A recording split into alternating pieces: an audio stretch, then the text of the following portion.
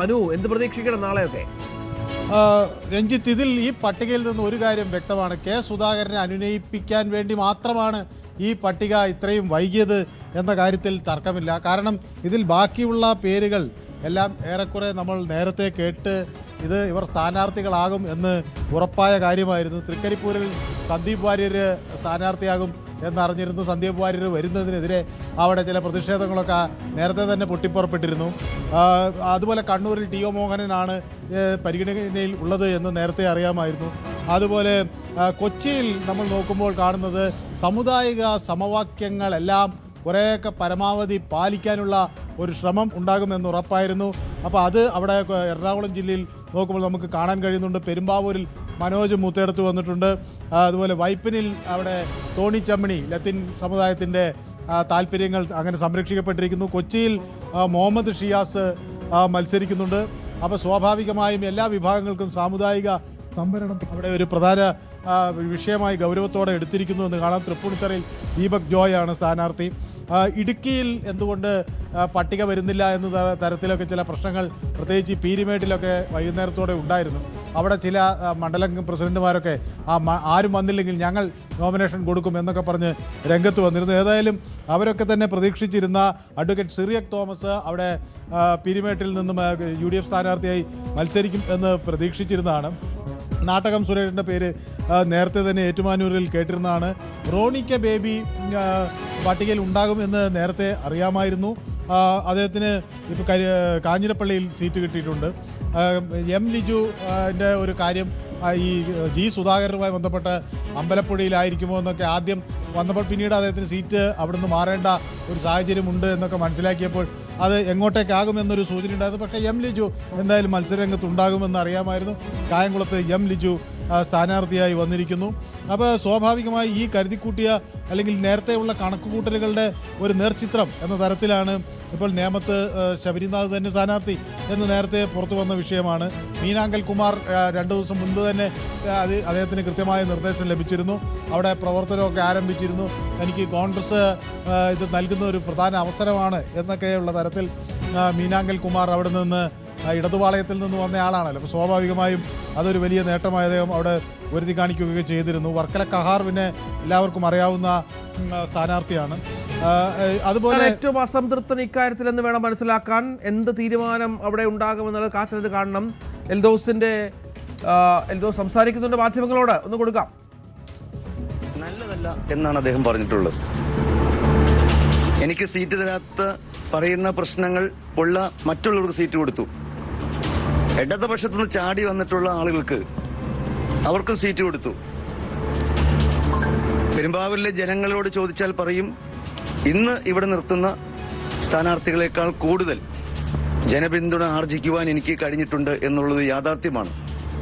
അപ്പൊ സത്യം മറച്ചു വെച്ചുകൊണ്ടുള്ള ചില താല്പര്യങ്ങൾ, ചില വ്യക്തികളുടെ താല്പര്യങ്ങൾ സംരക്ഷിക്കുവാൻ വേണ്ടിയിട്ടുള്ള നീക്കമാണ്. ആ വ്യക്തികൾക്ക് അവരുടെ പ്രതിസന്ധി കാലഘട്ടങ്ങളിൽ ഏറ്റവും കൂടുതൽ തണലായി നിന്നിട്ടുള്ള ഒരാളാണ് ഞാൻ. പക്ഷേ ഇന്ന് ബഹുമാനപ്പെട്ട PP തങ്കച്ചൻ സാറിന്റെ അസാന്നിധ്യം ഏറ്റവും കൂടുതൽ ഞങ്ങളെ സഹായിച്ചിട്ടുള്ളതാണ്. PP തങ്കച്ചൻ സാറിന്റെ അസാന്നിധ്യം, അദ്ദേഹത്തിന്റെ വിയോഗം, അദ്ദേഹം ഈ ഭൂമിയിൽ ഇല്ല എന്നുള്ളത് കൊണ്ട് എനിക്ക് കിട്ടാതെ പോയി എന്നുള്ളത് യാഥാർത്ഥ്യമാണ്. ഞാൻ നിശ്ചയിക്കപ്പെട്ട സ്ഥാനാർത്ഥിക്ക് വിജയാശംസകൾ നേരുകയാണ്.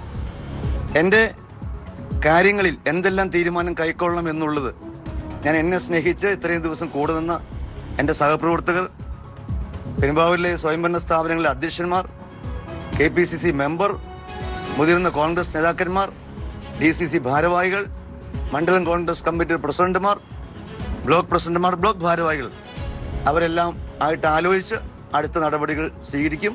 അത് നിങ്ങളെ അടുത്ത ദിവസം അറിയിക്കുന്നതാണ്. എൽദോസ് കുന്നപ്പള്ളി വിമതനാകുമോ? അവിടെ മത്സരിക്കുമോ? പെരുമ്പാവൂരിൽ മുറിവേറ്റപ്പെട്ട എൽദോസ് കുന്നപ്പളുടെ അടുത്ത നീക്കം എന്താണ് എന്നത് കാത്തിരുന്ന് കാണണം. ഏറ്റവും അധികം ഈ വിഷയത്തിൽ വേദനിക്കുന്ന ഒരാൾ കൂടിയാണ് എൽദോസ്, സംശയമില്ല ആ കാര്യത്തിൽ. കാരണം നേരത്തെ എൽദോസ് പറഞ്ഞതുപോലെ തിരുവനന്തപുരത്ത് കോവളം MLA വിൻസെന്റിനെതിരെ ആരോപണമുണ്ടായിരുന്നു, പി ശശിക്കെതിരെ ആരോപണമുണ്ടായിരുന്നു. പക്ഷേ അവർക്കൊക്കെ സീറ്റ് കൊടുക്കുന്നു, അവരുടെ പ്രശ്നങ്ങൾ വിഷയമല്ല. പക്ഷേ കോൺഗ്രസ് പരിഗണിച്ച മറ്റൊരു കാര്യമുണ്ട്.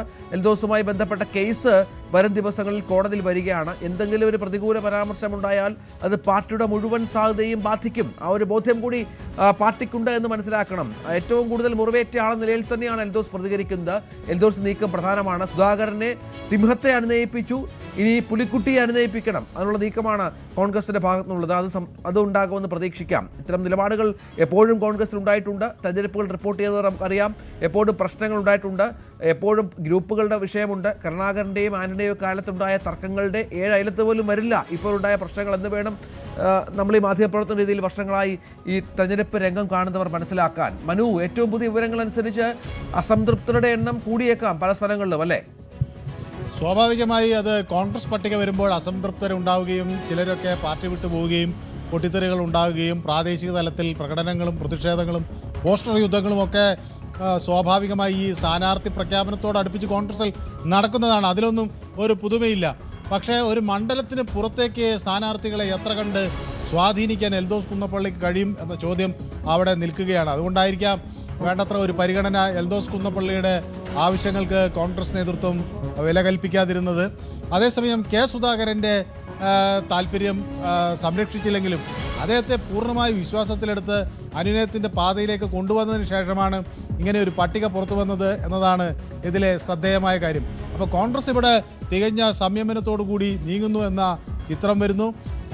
ഇന്ന് VD സതീശൻ പല ഘട്ടങ്ങളിൽ ചോദിച്ചത് ഇപ്പോൾ മറുപക്ഷത്ത് വലിയ പ്രശ്നങ്ങൾ നടക്കുന്നു, അതാണ് മാധ്യമങ്ങൾ റിപ്പോർട്ട് ചെയ്യേണ്ടത്, ഇനിയും വിസ്മയങ്ങൾ വരാനിരിക്കുന്നു എന്നതാണ്. അപ്പോൾ ഇവിടെ പ്രധാനമായും കാണേണ്ട ഒരു കാര്യം, കോൺഗ്രസ് പാളയത്തിലേക്ക് ഇപ്പോൾ G സുധാകരൻ എത്തുന്നു, മീനാങ്കൽ കുമാർ എത്തുന്നു, അതുപോലെ ഈ കുഞ്ഞികൃഷ്ണനെ പോലുള്ളവർ അവിടെ ഉടക്കായി രംഗത്ത് വരുന്നു പയ്യന്നൂരിൽ. അങ്ങനെ പല ആളുകളും ഇപ്പോൾ കോൺഗ്രസിൻ്റെ ഒരു സ്ഥാനാർത്ഥി പട്ടിക എടുത്തു നോക്കിയാൽ തന്നെ ഇടതുപാളയത്തിൽ നിന്ന് അവരുടെ വിയോജിപ്പുകൾ പ്രകടമാക്കിക്കൊണ്ട് വരുന്ന ആളുകൾക്ക് ഈ കോൺഗ്രസിൻ്റെ പട്ടികയിൽ ഇടം കിട്ടുന്നു. ഇപ്പോൾ അതാണ് എൽദോസ് കുന്നപ്പള്ളിയും പറയുന്നത്. ഈ ഇടതുപാളയത്തിൽ നിന്ന് വന്നവർക്കൊക്കെ സീറ്റ് കിട്ടി, പക്ഷേ താൻ തഴയപ്പെട്ടു എന്ന്. പക്ഷേ എൽദോസ് കുന്നപ്പള്ളിക്ക് ഇത് കിട്ടാൻ സാധ്യതയില്ല എന്നുള്ള പ്രചരണം കഴിഞ്ഞ കുറച്ച് ദിവസങ്ങളായി തന്നെ അതിൻ്റെ സൂചനകളെല്ലാം പുറത്തു വന്നിരുന്നു.